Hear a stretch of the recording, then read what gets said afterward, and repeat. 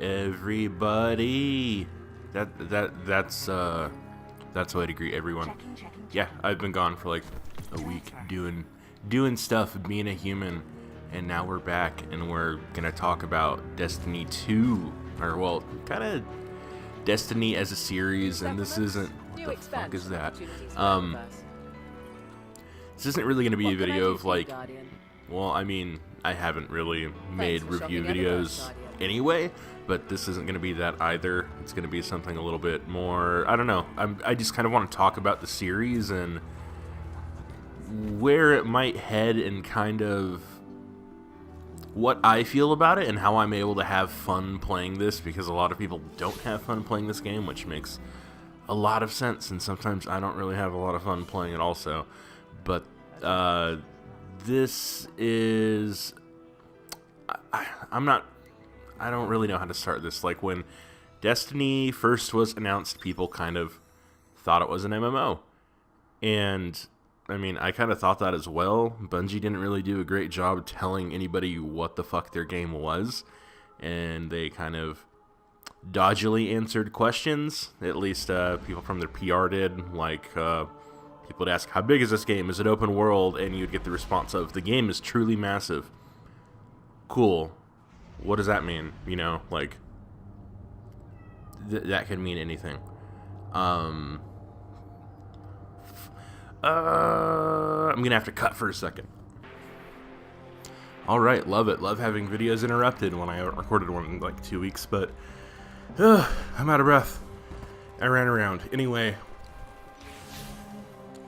Bungie didn't want to tell us what kind of game this was. It's like, it almost feels like either PR didn't know, or they were instructed not to say too much. They wanted the game to be mysterious, and I don't really, I don't know what purpose that like served for this game in general, the first one or the second. But pretty much, people thought they were getting an MMO. They played the game. They didn't get that, and you know, probably the first indicator was that there was no subscription fee. You just bought the game and you owned it. So, I don't know.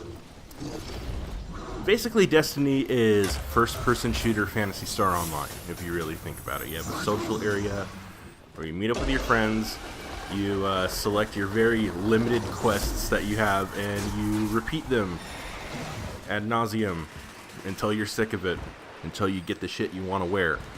And that's this game. Now, that may sound a little shallow, and I mean, you wouldn't be wrong in saying that, but you'd be a little wrong in saying that, maybe. That kind of game has appealed to a very certain type of, you know, person. Like, if you grew up playing Phantasy Star Online, or if you currently go through all the hellish loopholes to play Phantasy Star Online 2, or, you know, what have you, or you played Phantasy Star Online Blue Burst on PC, or you played it on GameCube or Xbox or, you know, Dreamcast, any of those things, then you're kind of like used to that kind of game, where Phantasy Star Online has a very limited amount of environments and you just play them over and over. They'll randomize a little bit, just like barely, or I guess like the variation in the tile set will rotate a little bit, but you're doing the same shit. You're kind of repeating the same quests, you know, if you want to, killing the same bosses if you want to, just to get better stuff. For what reason are you trying to get the better stuff? Just to be better? To look cool? To do more damage to the things you're already fighting nonstop? And, like, I don't know, that may seem like a crazy person's task, and you might be right in thinking that, but that was the pull of that game. And it was, I think Phantasy Star Online, you could actually have a team of 4 players, not 3, like Destiny, but they are very similar in that way. And I feel like if Bungie, from the get-go, would have been like, hey, fans of the game, are people excited for it? We took a lot of inspiration from Phantasy Star Online. That may have helped a lot of people understand, and I think, well, I don't want to say way less people, because it's video games and people are never happy for whatever reason, but maybe more people would have been understanding and a little less pissed, or felt a little less lied to. And it's not that Bungie really lied to us. They didn't promised us an MMO, people just assumed that. Kind of the same thing happened with No Man's Sky. People just kind of assumed what that game was going to be, and then when it didn't deliver on what their mind crafted that the game should be for them, they're like, I was lied to. And it's like, there was, not going to say things weren't misrepresented and lies weren't told with No Man's Sky, because that wouldn't be true, but some of the things that people were upset about were kind of never promised to them, and that was kind of the case with Destiny and Destiny 2 as well. I mean, there was next to no story in the game of Destiny for Destiny 1, if we're talking 2013 or whenever that game came out. So you didn't get an MMO, you didn't get a lot of story, even though you're promised a cool, expansive story. What you did get was grinding with your friends. And some people are just down to do that, and some people aren't. And I pre-ordered the original Destiny for PS3. I ended up like switching my pre-order to PS4 because by the time the game came out, I picked it up for PS4. But PS3 version was rough. But I definitely played that beta, and I think a lot of people who played the original Destiny beta on 360 or PS3 thought, "Oh, this isn't representative of like the final game," when it was. I was like, wow, this feels pretty bare bones, but it's a beta. I'm gonna make an excuse for something I don't understand. And then the game came out, and it was just that. Crucible was the same, strikes were the same, that was the game. And I won't say I was upset, but I think I just felt a little misled by the language of beta being used when it kind of really wasn't a beta, maybe more of a network test. Or, you know, if something is just a network beta and the game is relatively content complete, then just call it a network beta. You know, like that's what Dark Souls does. Like, Dark Souls just had a network test, or Dark Souls Remastered, had a network test on the Switch, and like, duh, the game's content complete. It's been out on several consoles, you know, in 2011, and then the remaster has been out for, I don't even know how many months, on current gen consoles, and Switch was just taking a little bit longer. But like, you understand that language when something says that it is a network test or whatever. And oh, this is not human. Okay, well, anyway, that was a mistake, I think, on Bungie's part, and a lot of things that have happened with Destiny 1 and 2 over the last few years kind of like has a hint of Bungie didn't know how to make a persistent online experience or how to communicate that properly, because they've never developed a title that way before. And it feels like they didn't do the research for people who do that kind of thing either.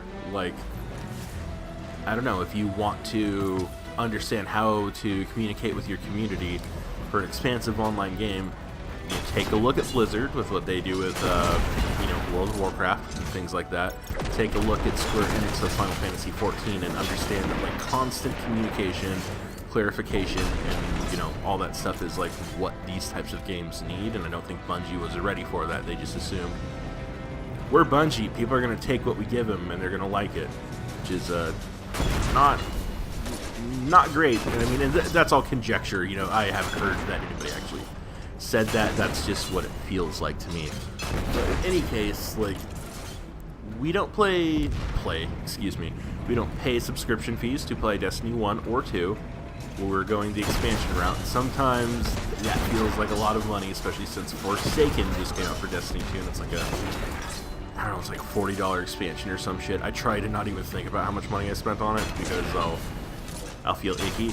But for a game that I play for hundreds of hours and I don't pay a subscription fee for it, when I think about it in that context and remove myself from my feelings about my own money and how I spend it, that's not that bad.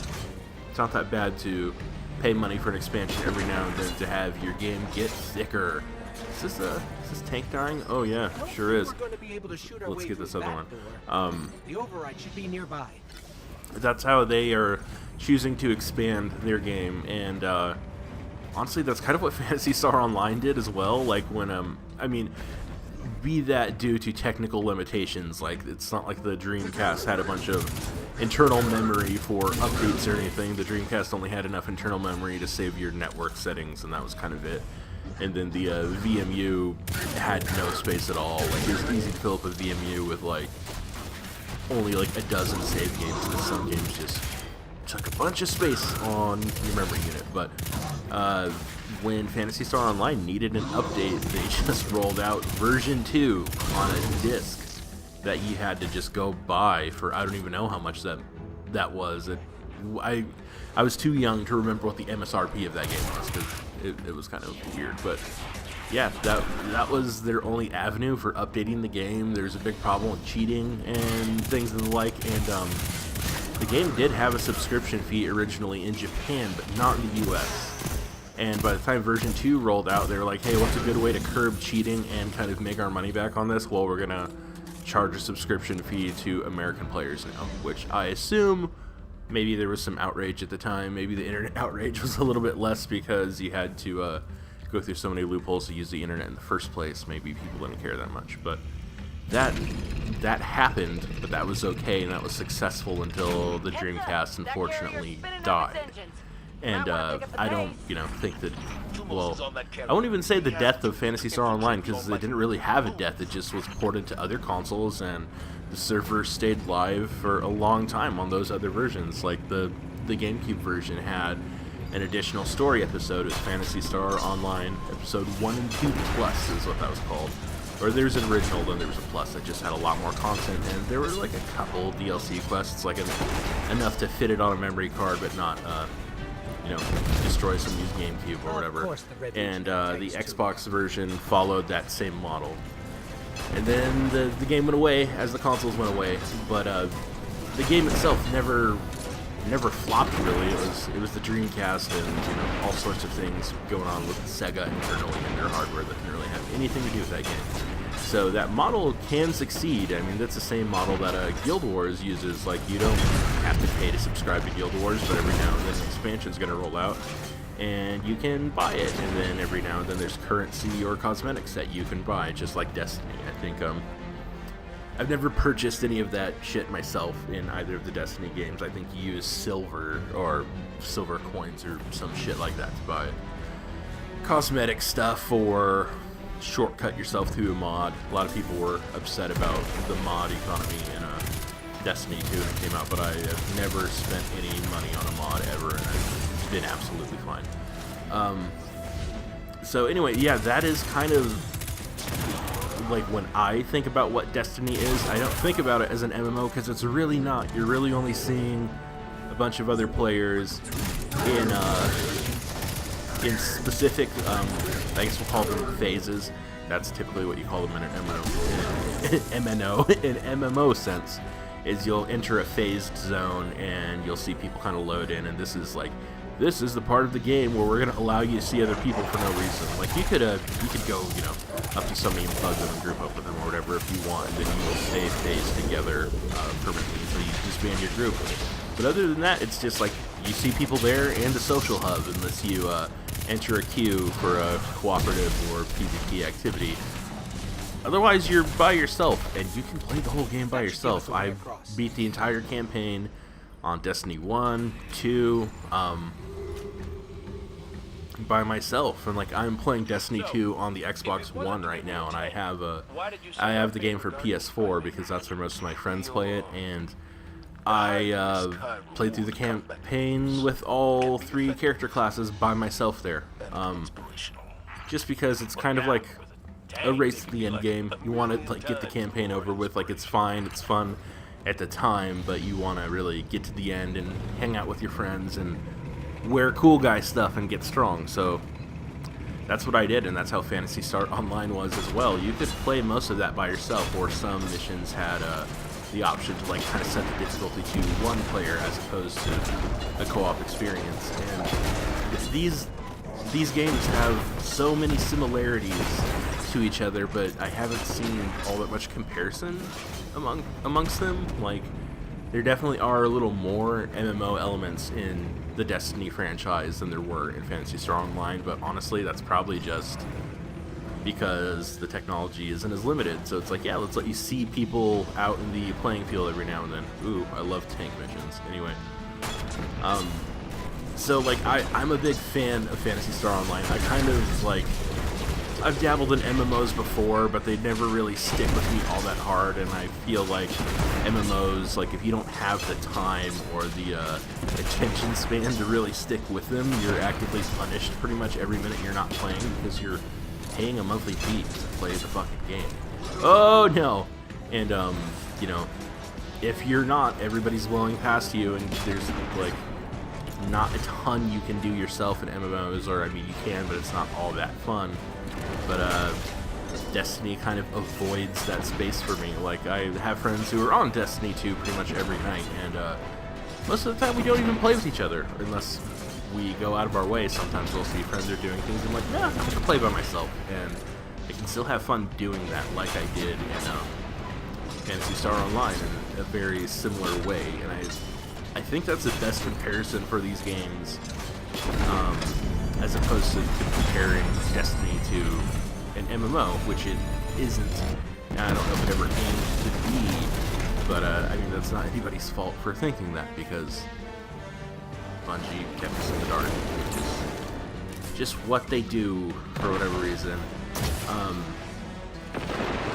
But I would like to see, well, I don't know if I want to say I would like to see, because it seems to be trending in that direction, that, like, we just continue with the, you know, small expansion, large expansion life cycle, and we get as much as we can out of these games and enjoy them in a similar way, like they are fun co-op, loot-driven RPGs, as opposed to consistently growing MMOs, which they just aren't, and I don't think they're ever going to be. Even if we get a Destiny 3 one day, I still don't think the game is ever going to be that, and if that's something we expect from these games, we're going to end up disappointed regardless.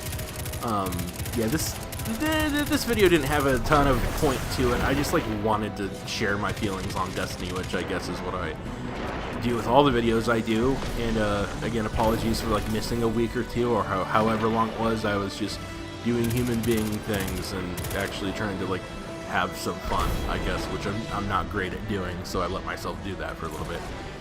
But I hope you maybe look at Destiny a little differently if it's something you wanted to get in, but you were kind of, or get into, but you were a little frustrated about what it was, or you didn't understand what it was, or how you should be playing it, or where you should find your fun.